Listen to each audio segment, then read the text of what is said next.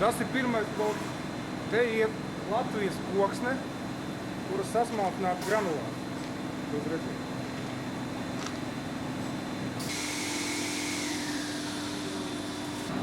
Tālāk, šeit ir polipilēns. Šitas te ir bitrūdens. Te notiek ekstrūzija. Samaisās polipilēns ar koksni. Visiem pārējiem materiāliem piedalas krāsa, kuru klients var izvēlēties kādu grib. Šeit, kad ekstrūzija ir notikusi, no šīm galviņām uztur lielu karstumu. Nāk ārā jau gatavu produkciju. Gatavs vējums.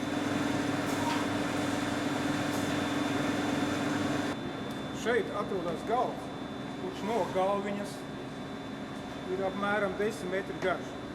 No galviņas nāk ārā ļoti karsts dēls, aptuveni 170 grādi. Šo galdu viņš ejot lēnām atdziest.